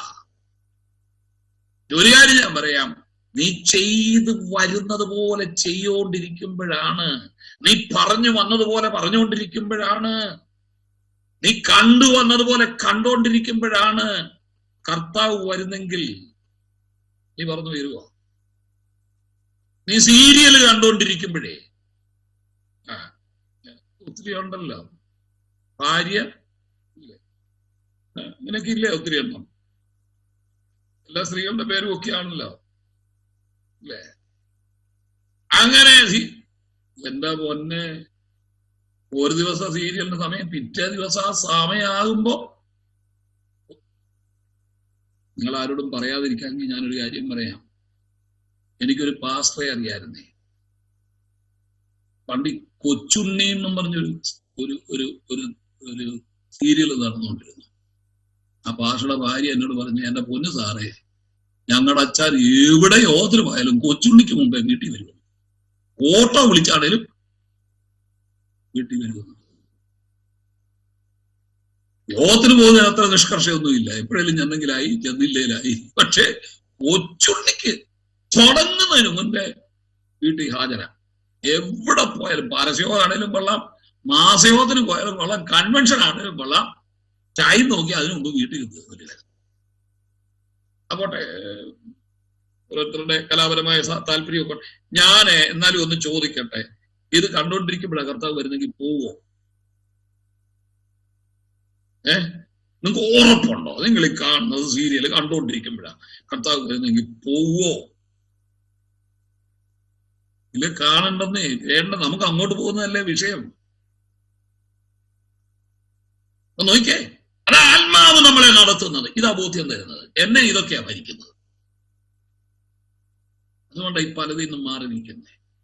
ആളുകളെ കുറ്റം പറയുന്നിടത്തും വിമർശിക്കുന്നിടത്തും കൂട്ടുപിടിക്കുന്നവർക്കും കസേര കളിക്കുന്നിടത്തൊന്നും ഞാൻ നിൽക്കുകയില്ല. എനിക്ക് പേടിയാ. ആ സമയത്തെങ്ങാനും കർത്താവ് വന്നു പോയെങ്കിൽ എനിക്ക് രണ്ടിടി കൂടുതലും കിട്ടും. ഞാനിതെല്ലാം പറഞ്ഞു പിടിപ്പിച്ചു നടന്നിട്ട് പോയില്ലെങ്കിലേ നാട്ടുകാരെല്ലാം കൂടെ എനിക്കിട്ട് ഇടിയുടെ പെരുന്നാളായിരിക്കും. കാരണം നീ ഒത്തിരി പറഞ്ഞ് പഠിപ്പിച്ച് നടന്നതല്ലേ, നീ എന്നാ പോകാഞ്ഞെന്നും ചോദിച്ച് നമുക്കിട്ട് അടി കൂടുതലും കിട്ടും. എനിക്ക് പേടിയാ സത്യത്തിൽ. ആത്മാവ് നടത്തുന്നവനാണ് ദൈവമക്കൾ. ഇനി ഇതിന്റെ 16 ഒന്ന് വായിച്ചേ. 16 8:16.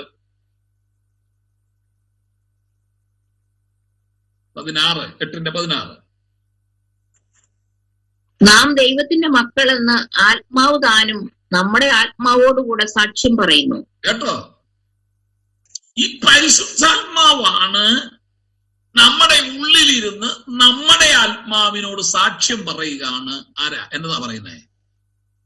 നീ ദൈവത്തിന്റെ പൈതലാണ്. ബോധ്യം വരണമെങ്കിൽ അകത്താരുണ്ടായിരിക്കണം? പരിശുദ്ധാത്മാവ് ഉണ്ടായിരിക്കണം. എന്റെ മുന്നേ ചില വിശ്വാസികളെ കാണണേ, ഞാൻ ആരാണ് ആ പുള്ളിക്കൊന്നും അറിയത്തില്ല. ഞാൻ ദൈവവേദന എന്തും പറഞ്ഞു കളയും, എന്തും ചെയ്തു കളയും.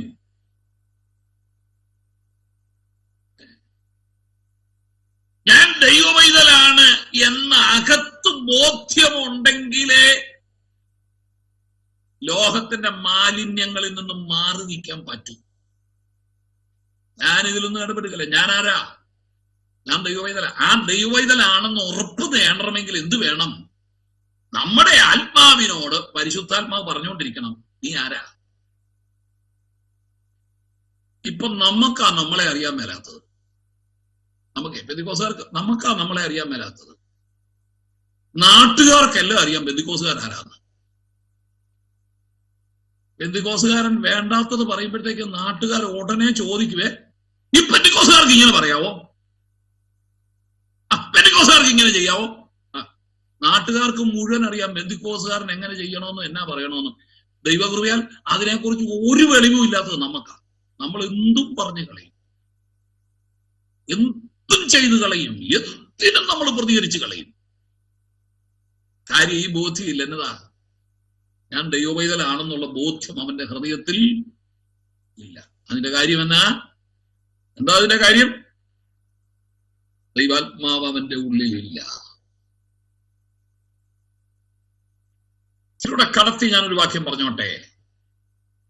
8-ാം അധ്യായം 1-ാമത്തെ വാക്യം വായിച്ചേ. 8-ാം അധ്യായം 1-ാം വാക്യം.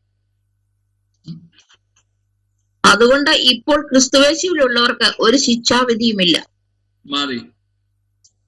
അതുകൊണ്ട് ഇപ്പോൾ ക്രിസ്തുവേശുവിലുള്ളവർക്ക് ഒരു ശിക്ഷാവിധിയുമില്ല. There is therefore now no condemnation to them which are in Christ Jesus. അതുകൊണ്ട് ഇപ്പോൾ ക്രിസ്തുവേശുവിലുള്ളവർക്ക് ഒരു ശിക്ഷാവിധിയില്ല. അവിടെ ഫുൾ സ്റ്റോപ്പ് ഇട്ടിട്ട് 2-ാമത്തെ വാക്യം തുടങ്ങുകയല്ലേ നമ്മുടെ വേദപുസ്തകത്തിൽ, സത്യവേദ പുസ്തകത്തിൽ അല്ലേ? അല്ലേ? സത്യത്തിൽ അങ്ങനെയല്ല മൂലകൃതിയിൽ ആ വാക്യം കിടക്കുന്നത്. നമ്മളിപ്പോ പറഞ്ഞ അതുകൊണ്ട് ഇപ്പൊ ക്രിസ്തുവേശുവിലുള്ളവർക്ക് അപ്പൊ ഇനി നമുക്ക് ശിക്ഷ വല്ലതും ഉണ്ടോ? ഇനി ശിക്ഷയുണ്ടോ? ഇപ്പൊ നമ്മൾ പറഞ്ഞു നടക്കുന്ന ക്രിസ്തുവേശുവിലുള്ളവർക്ക് ശിക്ഷ ഇല്ല. അതുകൊണ്ട് എനിക്ക് ശിക്ഷയൊന്നും ഇല്ല. ആ വാക്യം അങ്ങനല്ല കിടക്കുന്നേ. നിങ്ങളുടെ കയ്യിൽ ഇംഗ്ലീഷ് ബൈബിൾ ഉണ്ടോ? ഇംഗ്ലീഷ് ബൈബിൾ ഉണ്ടോ? കിങ് ജെയിംസ് വേർഷൻ ഇരിപ്പുണ്ടോ? ഉണ്ടെങ്കിൽ ഗ്രീക്ക് മൂലകൃതിയിലെ വാക്യം അവിടെ കിടപ്പുണ്ട്. ഇല്ലെങ്കിൽ ഒന്ന് ശ്രദ്ധിച്ചോണേ, ആ വാക്യത്തിന്റെ പകുതി കളഞ്ഞാച്ചാ മലയാളത്തിൽ എഴുതി വെച്ചിരിക്കുന്നത്. ഇതാ ഞാൻ പറഞ്ഞത്, ഈ മലയാളം കൊണ്ട് നടന്നാൽ അവസാനം അബദ്ധത്തിൽ ചെറിയ ആളുകൾ നീ പറയുന്നേ. ഇംഗ്ലീഷിൽ കിടക്കുന്ന എങ്ങനെയാണ് ഞാൻ വായിച്ചു തരാം. There is therefore now no condemnation to them which are in Christ Jesus. ഇട്ടുണ്ട്. Who walk not after the flesh but after the spirit. English ഉണ്ടോ? സാറ് നോക്കിയോ? അവിടെ ഇംഗ്ലീഷ് ബൈബിൾ നോക്കിയോ? അതിനകത്ത് ഞാൻ ഈ പറഞ്ഞതുണ്ടോ? ഇംഗ്ലീഷ് ബൈബിളിനകത്ത് കിടപ്പുണ്ടോ? ഇത് ഉണ്ട്, മലയാളം ബൈബിളിൽ ഇല്ല. അതുകൊണ്ട് ഇപ്പോൾ ക്രിസ്തുവേശുവിലുള്ളവർക്ക് കോമ എന്ന് പറഞ്ഞിട്ട് ക്രിസ്തുവേശുവിലുള്ളവർ ആരാന്ന് പറയുകയാണ്. Who walketh not after the flesh but after the spirit. ജഡത്തെ അനുസരിച്ചു നടക്കാതെ ആത്മാവിനെ അനുസരിച്ചു നടക്കുന്നവർക്ക് ഒരു ശിക്ഷാവിധിയില്ല. ആ ഭാഗം ഇവിടത്തെ ഇല്ലാതായി പോയി മലയാളത്തിൽ. ഇതാ മലയാളം പഠിച്ചുകൊണ്ടിരുന്ന ഉള്ള കുഴപ്പം. ഞാൻ നിങ്ങളെ കുഴപ്പിക്കാൻ പറഞ്ഞതല്ല. നിങ്ങൾ വായിക്കുമ്പോൾ ഞാൻ പറഞ്ഞു മലയാളത്തിൽ തന്നെ നിങ്ങൾക്ക് മലയാളം ഭാഷയെ അറിയാവോളൂ. ഇംഗ്ലീഷ് അറിയത്തില്ലെങ്കിൽ നിങ്ങൾ 1-2 തർജ്ജമയും കൂടെ മേടിച്ചു വെക്കണം. ഇംഗ്ലീഷ് പരിജ്ഞാനമുണ്ടെങ്കിൽ ഒരു കാര്യം ഞാൻ പറയട്ടെ കേട്ടോ, വേദപുസ്തകം പഠിച്ച ഒത്തിരി ദൈവദാസന്മാർ ഇംഗ്ലീഷ് പരിജ്ഞാനം പ്രാപിച്ചത്. കേരളത്തിൽ അറിയപ്പെടുന്ന പല മഹാപണ്ഡിതന്മാരും ഇംഗ്ലീഷ് വായിച്ച് തപ്പിപ്പിടിച്ച് വായിച്ചു തുടങ്ങിയതാ. അവർ ഇംഗ്ലീഷും വായിക്കും മലയാളവും വായിക്കും, ഇംഗ്ലീഷും വായിക്കും മലയാളവും വായിക്കും. ഇങ്ങനെ താരതമ്യം ചെയ്ത് പഠിച്ച് അവർ ഇംഗ്ലീഷിൽ വലിയ നിപുണന്മാരായ ദൈവദാസന്മാരെ എനിക്കറിയാം.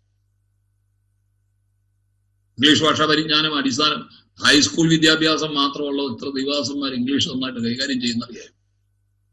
ഇങ്ങനെ പഠിച്ചതാ അവര്. അതുകൊണ്ട് എനിക്ക് ഇംഗ്ലീഷ് അറിയത്തില്ലെന്നും പറഞ്ഞങ്ങ് ഇരിക്കരുത് കേട്ടോ. ഇംഗ്ലീഷ് ബൈബിൾ വെച്ച് മേടിച്ചിട്ട് ആദ്യം ഒന്ന് വായിച്ചു തുടങ്ങി നോക്കിയേ. ഏത് അക്ഷരമൊക്കെ അറിയാമല്ലോ, ഇംഗ്ലീഷ് അക്ഷരം അറിയൂടെ, തപ്പി പിടിച്ച് തുടങ്ങിക്കോ. എന്നിട്ട് മലയാളം ബൈബിളോട് വായിക്കേ. എടുത്തു വെച്ചിട്ട് ഓരോ വാക്യം മലയാളത്തിൽ വായിക്കുക, ഇംഗ്ലീഷ് വായിക്കുക, മലയാളത്തിൽ വായിക്കുക, ഇംഗ്ലീഷ് വായിക്കുക. അങ്ങനെ വായിക്കണം നിങ്ങൾക്ക് മനസ്സിലാകും.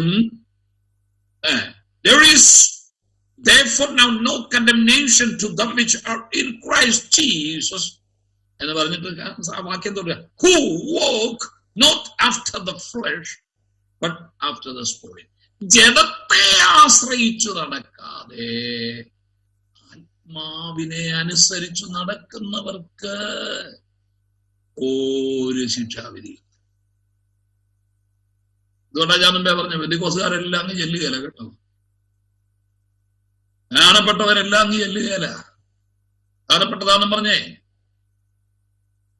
വെള്ളത്തിൽ മുങ്ങുകയും ചെയ്തു, കാര്യമൊക്കെ ശരിയാ. പക്ഷേ ഇപ്പോഴും നീ ജഡത്തെ ആശ്രയിച്ചാണ് നടക്കുന്നതെങ്കിൽ നിനക്ക് ശിക്ഷാവിധി ഉണ്ട്.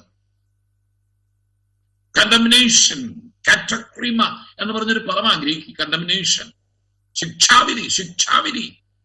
കാറ്റക്രീമ എന്ന് പറഞ്ഞുണ്ടല്ലോ, ശിക്ഷിക്കാനുള്ള വിധി അല്ല, രക്ഷിക്കാനുള്ള വിധി അല്ല അവിടെ, പ്രതിഫലം തരാനുള്ളതല്ല അവിടെ.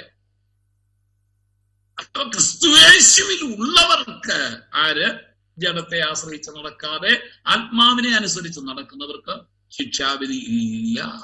അങ്ങനെയാണെങ്കിൽ തിരിച്ചു പറഞ്ഞേ,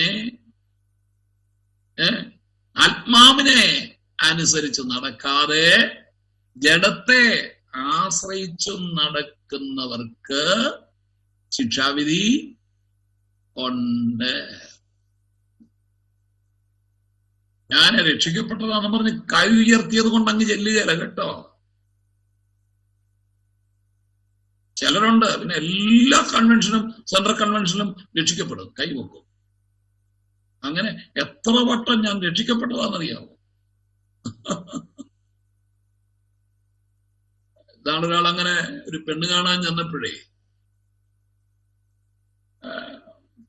അപ്പനോട് ചോദിച്ചു, മോള് രക്ഷിക്കപ്പെട്ടതാണെന്ന് ചോദിച്ചു. അപ്പം പറഞ്ഞു അവൾ അതും ചെയ്ത് കളയുമെന്ന് പറഞ്ഞു. അത്രയും കേൾവി അവള്, അതും വേണം ചെയ്ത് കളയുമെന്ന് പറഞ്ഞു. അപ്പൊ ഇങ്ങനെയൊക്കെ ഒത്തിരി പേര് മുങ്ങിപ്പൊങ്ങിയിട്ടുണ്ടെന്നേ. അത് ജഡത്തിന്റെ അഴുക്ക് കളയാനല്ലെന്ന് എഴുതി. അപ്പൊ ജഡത്തിന്റെ അഴുക്കും അങ്ങനെ പോയി. മുങ്ങിപ്പൊങ്ങിയാലേ ദേഹത്തെ ചെളി കുറെ പോകും, കുതിരുവല്ലോ. ഇതിനകത്ത് മുങ്ങിപ്പൊങ്ങിയത് കൊണ്ട് മാത്രം അങ്ങ് ചെല്ലുകേല. രക്ഷിക്കപ്പെടുക എന്ന് പറഞ്ഞാൽ അതിന്റെ അർത്ഥം എന്നാണെന്നറിയാമോ?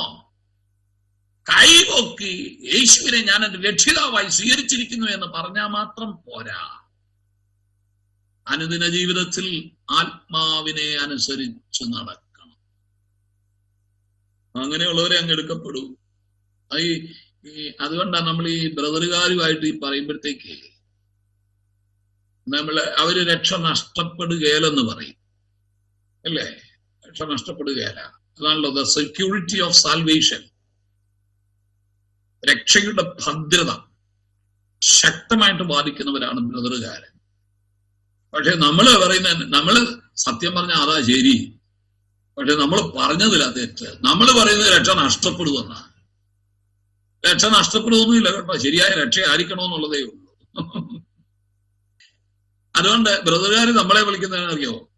രക്ഷാ നഷ്ടവാദികൾ. നമ്മൾ നഷ്ടപ്പെടുമെന്ന് വാദിക്കുന്നവരാന്ന് പറഞ്ഞാൽ നമ്മളെ നഷ്ടവാദികൾ എന്നാണ് ബ്രദറുകാർ വിളിക്കുന്നത്. അവര് നമ്മളെ തെറ്റിദ്ധരിച്ചിട്ടാ കേട്ടോ. നമ്മളും ഇത് തന്നെയാ പറയുന്നത്. അവരെ രക്ഷ നഷ്ടപ്പെടുകയെന്ന് പറയുന്നു, നമ്മൾ രക്ഷ നഷ്ടപ്പെടുമെന്ന് പറയുന്നു. പക്ഷെ പ്രശ്നം എവിടെയാണെന്നറിയാമോ? ഈ രക്ഷ എന്താന്നുള്ളതിന്റെ നിർവചനമാ തെറ്റിപ്പോയത്. രക്ഷ എന്താന്നുള്ളതിന്റെ നിർവചനം നമ്മൾ ഓർത്തറിയോ, കൈപോക്കി യേശുവിനെ എന്റെ രക്ഷിതാവായി സ്വീകരിച്ചിരിക്കുന്നു എന്ന് പറഞ്ഞപ്പോൾ നമ്മൾ രക്ഷിക്കപ്പെട്ടൊന്ന അല്ല. രക്ഷയുടെ നിർവചനം എന്നാണെന്നറിയാമോ? യേശു ക്രിസ്തുവിനെ ഹൃദയം കൊണ്ട് വിശ്വസിക്കുകയും വായ് കൊണ്ട് രക്ഷ. അതുകൊണ്ടാ രക്ഷയ്ക്ക് 3 കാലം ഉണ്ടെന്ന് പറയുന്നത്. നിങ്ങൾ രക്ഷാശാസ്ത്രം പഠിച്ചവരാണോ? സോഷ്യോളജി പഠിച്ചിട്ടുണ്ടോ? രക്ഷാശാസ്ത്രം അതിനകത്ത് രക്ഷയ്ക്ക് 3 കാലമുണ്ടെന്ന് പറയും അല്ലെ? രക്ഷിക്കപ്പെട്ടു, രക്ഷിക്കപ്പെട്ടു കൊണ്ടിരിക്കുന്നു, രക്ഷിക്കപ്പെടും. ഈ 2ാമത്തെ പടിയിലാണ് നമ്മൾ നിൽക്കുന്നത്. നമ്മൾ രക്ഷിക്കപ്പെട്ടോണ്ടിരിക്കും. അവൻ രക്ഷിക്കപ്പെട്ടു. ഏതാ? കൈപൊക്കി യേശുവിനെ ഹൃദയം കൊണ്ട് വിശ്വസിക്കുകയും വായ കൊണ്ട് ഏറ്റു പറയുകയും ചെയ്തന്ന് ഭൂതകാലത്തിൽ ഒരു സംഭവം നടന്നു കഴിഞ്ഞു. പക്ഷെ അതുകൊണ്ട് തീർന്നില്ല. 2ാമതൊരു കാര്യമുണ്ട്. അനുദിന ജീവിതത്തിൽ വിശുദ്ധിയിലും വേർപാടിലും നാം നമ്മളെ തന്നെ സൂക്ഷിക്കുകയും ആത്മനിറവിൽ ജീവിക്കുകയും വേണം. അത് 2ാമത്തത്. 3ാമത്തത്, ഒന്നേ നമ്മൾ മരിക്കും, ഇല്ലേ കർത്താവ് വരും. ഇതിലേതെങ്കിലും ഒന്ന് നടക്കുകയല്ലേ? നമ്മൾ ജീവനോടെ ഇരിക്കുമ്പോഴാണ് കർത്താവ് വരുന്നെങ്കിൽ ഒന്നേ കർത്താവ് വരും, ഇല്ല നമ്മൾ ഇവിടെ വെച്ച് മരിക്കും, മരിച്ചു മാറ്റപ്പെടും. അത് വരെ വിശുദ്ധിയിലും വേർപാടിലും. അതാ എന്റെ വീട്ടിനകത്തേക്ക് കയറുമ്പോഴേ 3 സ്റ്റെപ്പുണ്ട്. 3 സ്റ്റെപ്പായിട്ടിരിക്കുന്നു. എന്റെ വീടിനകത്ത്, നിങ്ങൾ എന്റെ വീട്ടിൽ വന്ന് എന്നെ കാണാൻ വന്നതാണേ. ഫസ്റ്റ് സ്റ്റെപ്പേ കയറിയച്ച് നിങ്ങൾ അങ്ങ് ഇറങ്ങിപ്പോയി. നിങ്ങൾ എന്റെ വീട്ടിൽ കയറിയോ? ഫസ്റ്റ് സ്റ്റെപ്പേ ചവിട്ടി, പക്ഷെ വീട്ടിൽ കയറിയോ?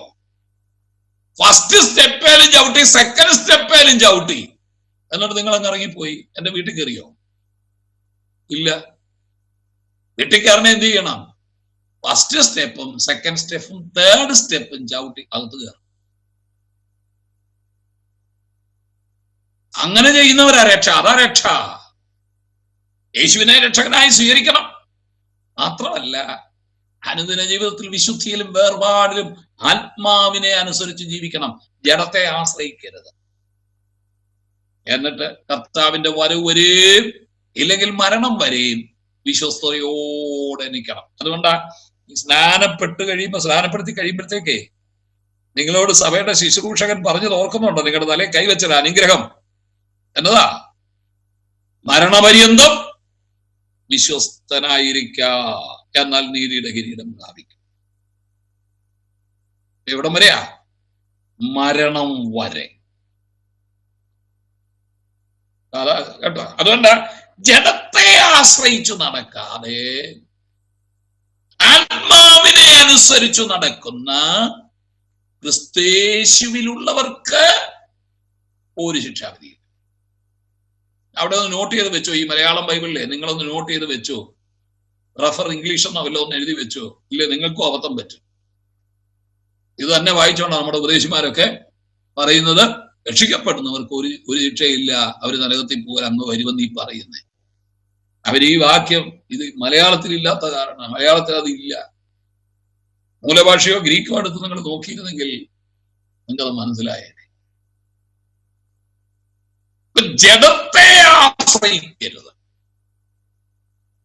ജഡം എന്ന് പറഞ്ഞാൽ എന്നതാ? നമ്മുടെ ഈ ശരീരത്തെ കുറിച്ചല്ല ജഡം എന്ന് പറയുന്നത് കേട്ടോ. നമ്മുടെ ഈ ശരീരമല്ല ജഡം. പലരും ഫ്ലഷ്, ഇംഗ്ലീഷിൽ ഫ്ലഷ് എന്നാ. അപ്പൊ നമ്മളും പെട്ടെന്ന് ഓർക്കുന്ന ജഡം എന്ന് പറഞ്ഞാൽ എന്നതാ?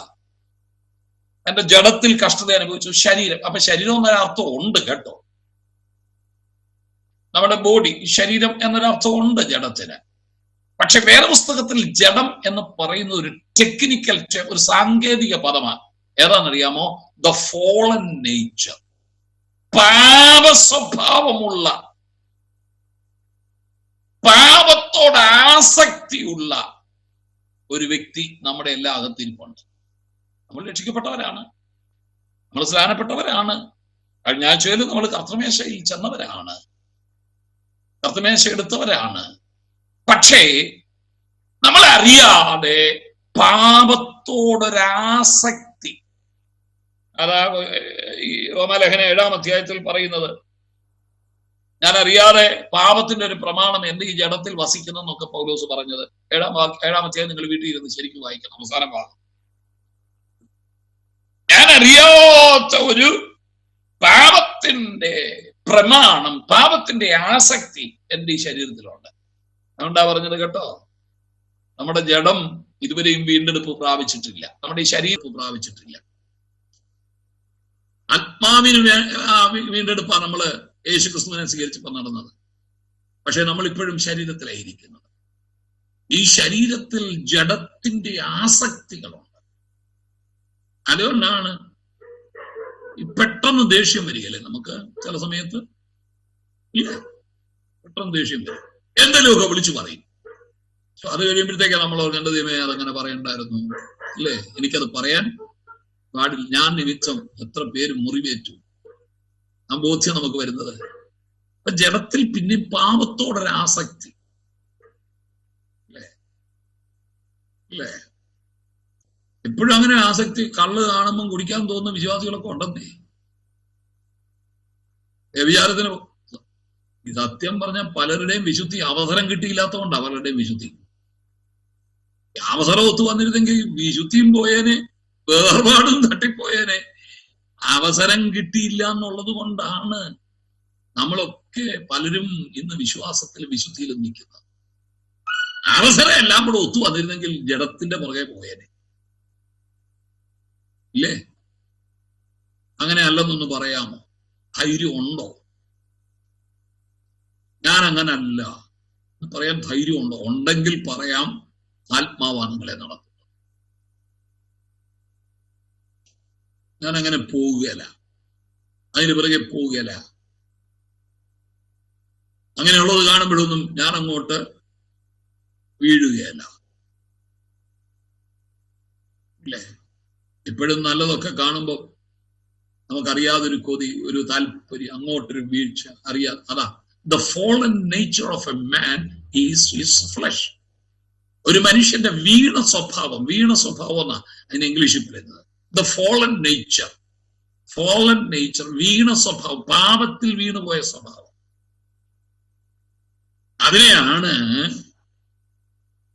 ബൈബിളിൽ ജഡം എന്ന് പറയുന്നത്. അപ്പൊ അതുകൊണ്ടാണ് ജഡത്തോട് പോരാടണം കേട്ടോ. ഒരു ദൈവവൈതലിന്റെ പോരാട്ടം 4 തരത്തിൽ പോരാട്ടമുണ്ട്. ഒരു ദൈവവൈതലിന് 4 തരത്തിലുള്ള 4 മേഖലകളിൽ അവന്റെ പോരാട്ടം. സ്പിരിച്വൽ വാർഫെയർ നിങ്ങൾ പഠിച്ചിട്ടുണ്ടോ? ആത്മീക പോരാട്ടം എന്നൊരു വിഷയം നിങ്ങൾ കേട്ടിട്ടുണ്ടോ? എപ്പോഴെങ്കിലും ദ സ്പിരിച്വൽ വാർഫെയർ, ആത്മീക പോരാട്ടം, ആ ഹെഡിങ്ങിൽ എഴുതിയ നിരവധി പുസ്തകങ്ങൾ ഉണ്ട്. നിങ്ങളതൊക്കെ ഒന്ന് വായിച്ച് പഠിക്കണം കേട്ടോ. ആത്മീയ പോരാട്ടം. നമുക്ക് പോരാട്ടമുള്ളത് ജഡരക്തങ്ങളോടല്ല എന്ന് പൗലോസ് പറഞ്ഞില്ലേ. അപ്പൊ നമുക്ക് പോരാട്ടം ഉണ്ടോ? നമുക്ക് പോരാട്ടം ഉണ്ട്. എന്തിനോടൊക്കെയാണെന്നറിയാമോ? ലോകത്തോട് നമുക്ക് പോരാടണം. അതാ നിങ്ങളോടാണോ പറഞ്ഞതെന്ന് എനിക്ക് അറിഞ്ഞുകൂടാ. ഈ ലോകം ചതിക്കുന്നതാണ്, മനസ്സിലായോ? നിങ്ങൾ ജോൺ ബെനിയന്റെ പരദേശി മോക്ഷയാത്ര വായിച്ചിട്ടുണ്ടോ? ജോൺ ബെനിയന്റെ പരദേശി മോക്ഷയാത്ര വായിച്ചിട്ടുണ്ടോ? അതിനകത്തൊരു വിശ്വാസി ഉണ്ട്. ആ വിശ്വാസി യാത്ര ചെയ്ത് പോകുമ്പോഴത്തേക്ക് അവൻ ചെല്ലുന്ന ഒരു സ്ഥലമാണ് ഈ മായച്ചന്ത, വാനിറ്റി ഫെയർ. അങ്ങനെ ഈ വാനിറ്റി ഫെയർ എന്നുള്ള പദം പോലും പ്രസിദ്ധമാകുന്നു. എന്ന് പറഞ്ഞാൽ ഈ വില കുറഞ്ഞതും ആകർഷണീയവുമായ വസ്തുക്കൾ ഇങ്ങനെ തൂക്കിയിട്ടിരിക്കുന്ന ഒരു ചന്തയിൽ ചെല്ലും. നമ്മുടെ കണ്ണിനെ ഉടക്കുന്ന ആകർഷണീയമായ വസ്തുക്കൾ. സത്യത്തിൽ വലിയ വിലയൊന്നും ഇല്ല അതിന് കേട്ടോ, വലിയ ഗുണവും ഇല്ല. പക്ഷെ ആളുകളെ ഈ കണ്ടിട്ടില്ലേ, പെരുന്നാള് സ്ഥലത്തൊക്കെ ഈ ചിന്തിക്കടക്കാര് വരും, ഒന്നും വലിയ വിലയുള്ളതല്ല. പെണ്ണുങ്ങൾക്ക് തലയിടാനും ആ റിപ്പണ്ട് മുടിയലിടുന്ന എന്തോ ചുരുളോ ഏതാണ്ടല്ല സാധനം, ഇതിനൊന്നും വലിയ വിലയുള്ളതല്ലെന്ന്. എല്ലാ 8, 10, 15, 25 രൂപയൊക്കെ ഉള്ളൂ. പക്ഷെ കണ്ട ഒരാൾ പോവുകയല്ല, ഇത് കണ്ട ചവിടെ നിൽക്കും. ഇത്തരം മായച്ചന്തകളുമായി ഈ ലോകം നമ്മളെ വീഴിക്കാൻ കാത്തിരിക്കുക. ഓർക്കണം കേട്ടോ. ഈ അറിയാതെ തിരമാലകൾ അലകളില്ലാതെ അടക്കി വെച്ച് കിടക്കുന്ന ഒരു കയം പോലെ, കയമെന്ന് കേട്ടിട്ടുണ്ടോ? ആറുകൾക്കുള്ളിൽ വലിയ കയങ്ങളുണ്ട്, വലിയ കുഴികളുണ്ട്. നിങ്ങൾ ശ്രദ്ധിച്ചോ? തീരം തല്ലി പാഞ്ഞൊഴുകി പുഴ ഇങ്ങനെ ഒഴുകിക്കൊണ്ടിരിക്കുമ്പോ അവിടെയൊക്കെ ഇങ്ങനെ വെള്ളം ഇങ്ങനെ പുറകെ വന്നിട്ട് തീരത്ത് അടിച്ച ഒഴുകുന്നത്. പക്ഷെ ചില സ്ഥലത്തുണ്ടല്ലോ നല്ല ശാന്തമാ. അതിന്റെ കാര്യം എന്താണെന്ന് അറിയാമോ? അവിടെ കയോ എന്ന് പറഞ്ഞാൽ ഒത്തിരി ആഴത്തിൽ വെള്ളം കിടക്കുക. അതുകൊണ്ട് അവിടെ വലിയ ബഹളോ തിരമാലകളോ ഓളങ്ങളോ ഒന്നും ഇല്ല. അത് നമ്മളെ തെറ്റിദ്ധരിപ്പിക്കും. അപ്പൊ നമ്മൾ ഓർക്കും ഇവിടെ വലിയ പ്രശ്നമില്ലല്ലോ എന്നും കണ്ട് എടുത്തങ്ങോട്ട് ചാടും. ചാടിയാൽ നിലയില്ലാത്ത കുഴിയിൽ അങ്ങ് പൂണ്ടുപോകും. അങ്ങനായി പലരും പുഴയെ മുങ്ങിച്ചാകുന്നത്. ചില കയങ്ങളിൽ പെടും. ഈ കയങ്ങളുടെ ഒരു പ്രത്യേകത എന്താണെന്ന് അറിയാമോ? ഒത്തിരി ആഴത്തിൽ വെള്ളം ഉണ്ടെന്ന് മാത്രമല്ല, ഒരു മനുഷ്യനെ മുക്കിക്കൊല്ലാൻ പറ്റിയ ചേറ് കാണും അവിടെ. അതിനകത്ത് ചെന്ന് ഇറങ്ങിപ്പോയാ നമുക്ക് മുകളിലോട്ട് സഹസ്രകോടി പരിശ്രമിച്ചാലും മുകളിലോട്ട് പൊന്തി വരാൻ പറ്റുകയില്ല. അതായി കയത്തിന്റെ പ്രത്യേകത. ഇത്തരം ചില നിശ്ചല കയങ്ങൾ ഒരുക്കി നമ്മളെ മാടി വിളിക്കുന്നതാണ് ഈ ലോകം. ലോകത്തോട് പോരാട്ടമുണ്ട് കേട്ടോ. 2 ജഡം. അടുത്ത പോരാട്ട ജഡം. നമ്മളിലുള്ള പാപ സ്വഭാവത്തോട് നമ്മൾ പോരാടണം, ജഡത്തോട് പോരാടണം. 3 പാപത്തോട് പോരാട്ടമുണ്ട്. 4 പിശാചിനോട് പോരാട്ടമുണ്ട്. ഇങ്ങനെ 4 പോരാട്ടങ്ങളാണ് നമുക്കുള്ളത്. അതിലൊന്നാണ് ഈ ജഡത്തോടുള്ള പോരാട്ടം. ഇതെപ്പോഴേ തീരൂ? ഒന്നേ നമ്മൾ ചാകണം, ഇല്ലേ കർത്താവ് വരണം. അതുവരെ ഈ പോരാട്ടമുണ്ട്. ജഡത്തോട് പോരാടുന്നതിൽ ഇതുവരെ നിങ്ങളെ പ്രാണത്യാഗത്തോളം എത്തിയിട്ടില്ല. ആ പോരാട്ടം നമ്മുടെ ജഡത്തോടുകൊണ്ട്. അതുകൊണ്ട്